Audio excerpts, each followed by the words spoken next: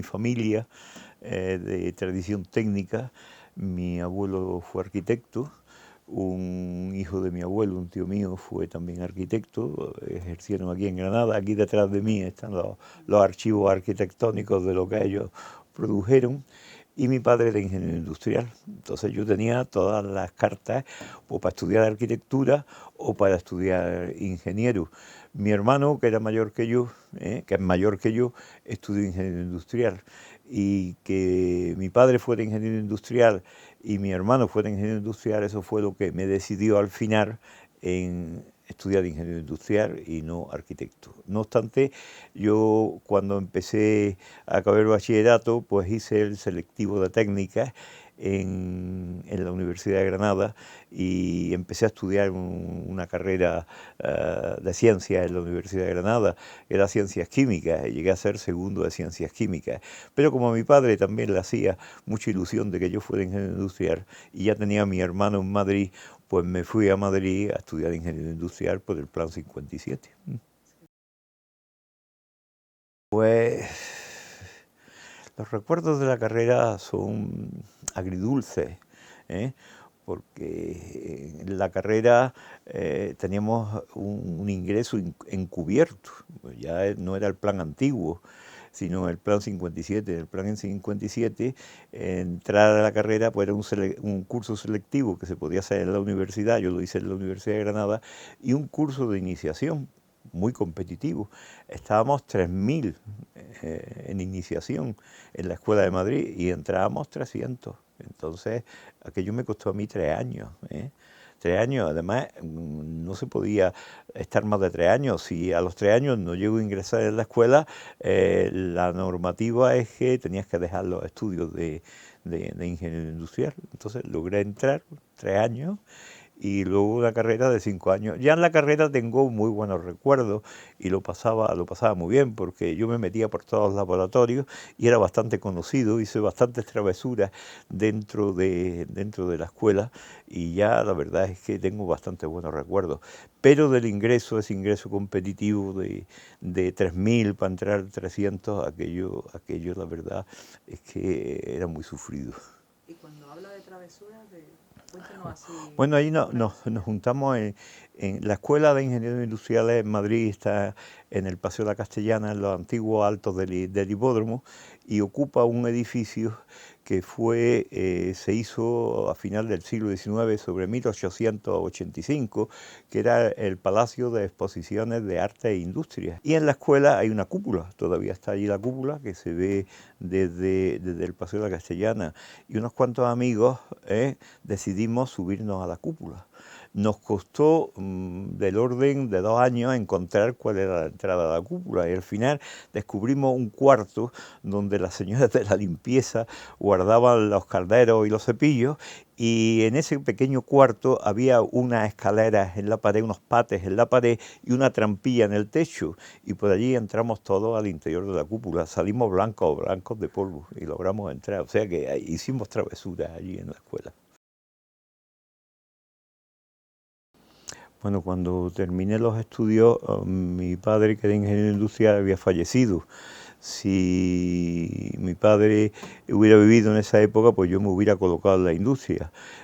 Por casualidad, a través de un amigo, logré entrar en la universidad y ya hice la carrera docente, de lo cual no me arrepiento, porque la carrera docente primero es gratificante. Si tú tratas bien a los alumnos te quieren. A mí me para mucha gente por la calle, alumnos que yo ya no conozco, y me dicen que tienen un grato recuerdo mío. Yo procuraba enseñar lo más que podía y suspender lo menos que podía. Y a lo largo de 43 años pues desarrollé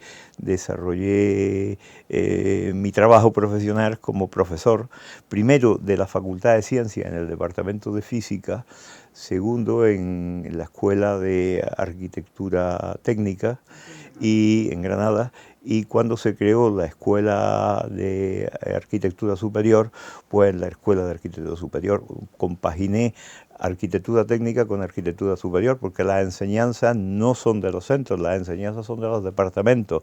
Y mi departamento, que era construcciones arquitectónicas, tenía docencia en arquitectura técnica y en arquitectura superior. La asignatura que yo he dado en ambos centros, pues es una asignatura técnica, instalaciones en la edificación, todo lo que son las instalaciones de los edificios. Desde pequeño, mi padre, que era ingeniero industrial, fue director de fábricas azucareras en la Vega de Granada y de las 3 fábricas azucareras del Marqués de Lario. Mi padre fue llamado a Málaga para dirigir las 3 fábricas de azúcar de caña del Marqués de Lario. Allí nací yo en el año 39, mi padre se trasladó allí en el año 37 y allí viví hasta el año 1943. Yo era muy pequeño y son muy leves los recuerdos que yo tengo de Málaga y de la azucarera de Torre del Mar. Pero en el año 44 mi padre volvió a ser director de San Isidro. Mi padre, cuando acabó la carrera, pues en el año 26, entró de director de la fábrica azucarera de San Isidro en la Vega de Granada. Hizo una importante labor porque fue la primera fábrica de azúcar que se electrificó completamente a través de una central eléctrica de un turboalternador. Entonces yo me he criado prácticamente dentro de la azucarera de San Isidro. Me he criado pues entre la fábrica, entre las máquinas de vapor, los talleres, las reparaciones de la fábrica, y yo era un niño muy curioso, muy preguntón, y yo molía a mi padre a preguntas. Mi padre con mucho cariño y le encantaba pues explicarme lo que eran aquellas máquinas, y yo conocía perfectamente todos los entresijos de las fábricas azucareras, y eso fue una de las causas por las que yo estudié ingeniero industrial y no estudié arquitecto. En mi época de estudiante yo era un asiduo visitante al rastro.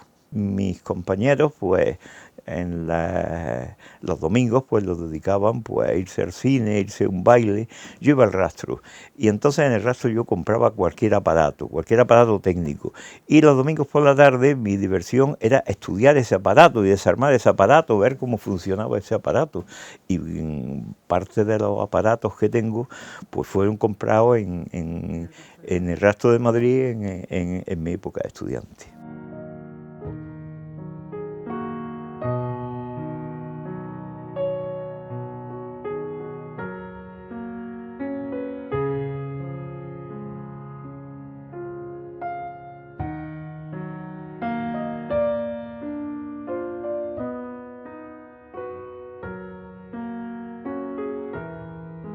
Aquí sucedió algo importante, algo desgraciadamente importante, que fue la desaparición de la industria del azúcar de remolacha en la Vega de Granada. En Granada pues quedaban 3 fábricas, a principios de la década de los 80, quedaban 3 fábricas de azúcar de remolacha en la provincia de Granada funcionando, que era la azucarera de La Vega, en Atarfe, la azucarera de San Isidro, en la Vega de Granada, muy cerca de Granada, y la azucarera Nuestra Señora del Carmen en Benalúa de Guadix. Ya se sabía que España, había habido negociaciones, que España iba a entrar a formar parte de la Unión Europea, y había que hacer una reestructuración de la industria del azúcar. Estas fábricas, que eran fábricas que tenían ya prácticamente el siglo, que funcionaban con las técnicas de la revolución industrial, con las técnicas del vapor, pues se sabían que esas fábricas ya no tenían futuro. Entre otras cosas porque hoy día una azucarera, para ser rentable, tiene que mover de 6 a 8.000 toneladas de remolacha. Estas pequeñas azucareras que quedaban en la Vega de Granada eran de 1.000 toneladas. Entonces esas azucareras cerraron. Y yo era un conocedor del patrimonio industrial que albergaban esas azucareras, porque eran reliquias de la revolución industrial, funcionaban con máquinas de vapor. Y entonces procuré que en el desguace de esas azucareras, esas máquinas históricas, en lugar de ir a las chatarrerías, pues fueran a parar a museos o fueran a parar a patrimonio urbano de la ciudad. Y así expusimos una serie de máquinas de vapor aquí en Granada.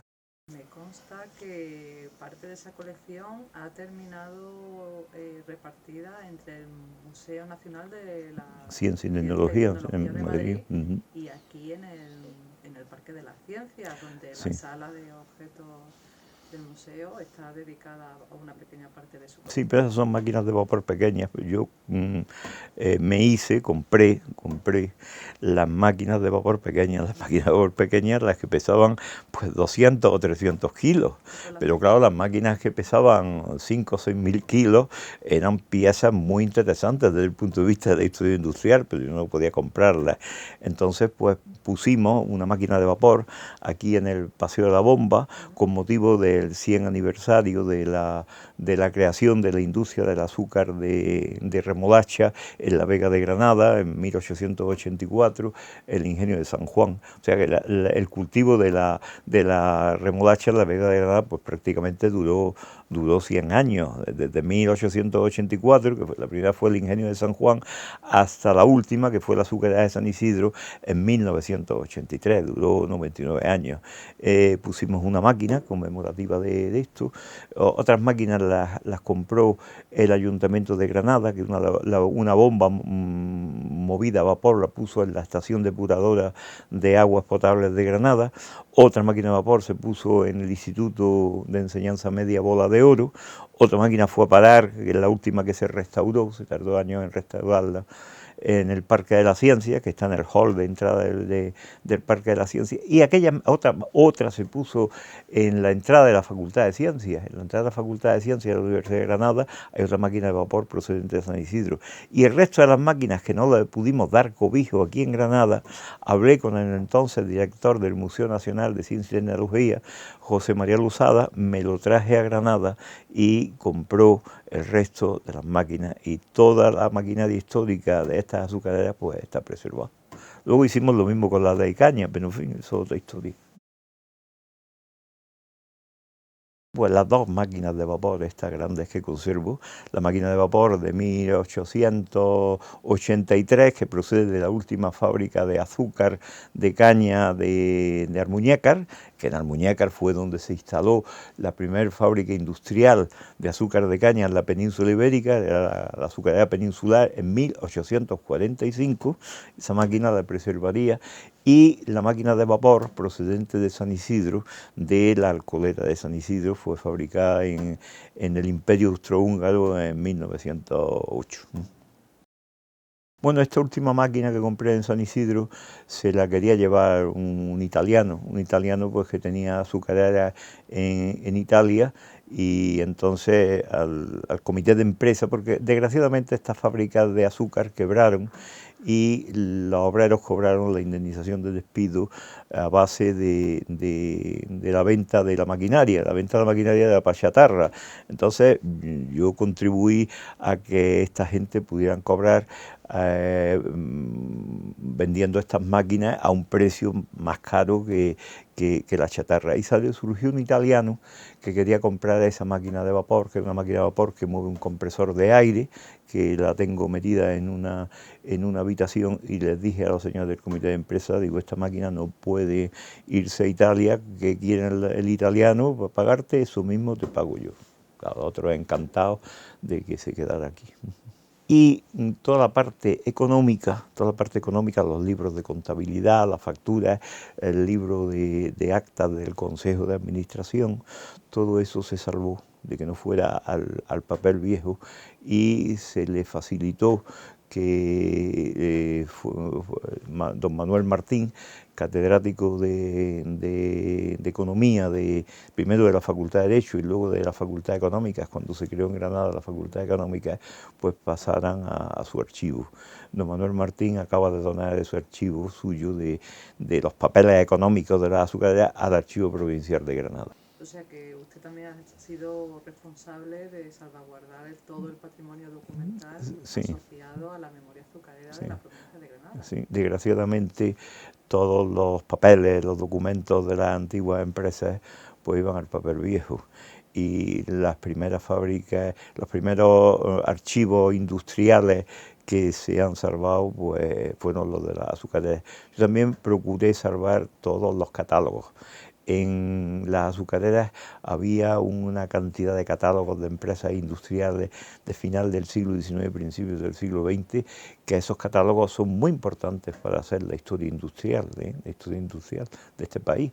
Y entonces, pues, los catálogos los tenemos preservados y son una fuente muy importante para el estudio de la maquinaria antigua. Eso proviene de un acuerdo entre la Universidad de Granada, cuando era rector Pascual Rivas de la universidad, hizo un acuerdo con el INEM para hacer unas escuelas taller, pero unas escuelas taller que los alumnos eran titulados universitarios. Y entonces se hicieron 5 escuelas taller en la Universidad de Granada y una de ellas de rehabilitación del patrimonio industrial. Esa escuela taller pues nos la encomendaron la dirección de ella a 2 profesores de la universidad, Ramón Gago, que era profesor de Historia de la Ciencia, y a mí. Y entonces creamos la escuela taller de restauración del patrimonio científico industrial. Le pusieron, por sorpresa, el día que se inauguró, pues me encontré que habían puesto una placa que tenía mi nombre. Y allí restauramos pues bastantes piezas de la propia universidad, bastante instrumental científico y piezas industriales, no solamente para la universidad, sino que restauramos algunas piezas para la ciudad, otra, por ejemplo, una rueda Pelton que se restauró para el Ministerio de Obras Públicas y que está en Madrid, en el Jardín de los Nuevos Ministerios. Se restauraron también algunas otras piezas para el extinto pabellón Cardió de los descubrimientos de la Expo del año 92, y ese taller estuvo en funcionamiento hasta que yo me jubilé. Cuando yo me jubilé hacía falta espacio en la Facultad de Ciencias, que no estaba ubicado, y el taller se desmontó y yo me traje la placa que tenía mi nombre. Yo veo que hay mucho interés por el patrimonio industrial. Yo toda la colección que tengo de patrimonio industrial estoy dispuesto a donarla, siempre y cuando haya una institución, pues que la única condición que yo pongo es que se exponga al público, porque para tenerla en almacenes, para eso lo tengo yo. Pues no sé, porque ha habido varias iniciativas, pero ninguna ha cuajado. En el Parque de las Ciencias tengo yo expuesto, desde que se creó el Parque de las Ciencias, hay una sala que se llama Piezas de Museo, donde hay una serie de piezas de mi colección. Esa sala se podía haber renovado periódicamente, pero en fin, nunca me lo pidieron. Sí, la gente tiene interés por los aparatos antiguos, les llaman la atención, tienen curiosidad. Yo veo que las personas que no son del mundo científico, del mundo académico, pues tienen curiosidad, sobre todo los niños tienen bastante curiosidad por esos aparatos misteriosos, sobre todo si se les explica bien luego después, si se les expone y se les explica bien. ¿Diría usted que su colección no solamente estaría bien expuesta al público, sino que además se le diese cierto uso con carácter pedagógico? Sí, no solamente exponer al público, sino también que investigadores pues hagan estudios sobre la colección y sobre cómo han contribuido esas máquinas y esos elementos en hacer más fácil la vida de los humanos.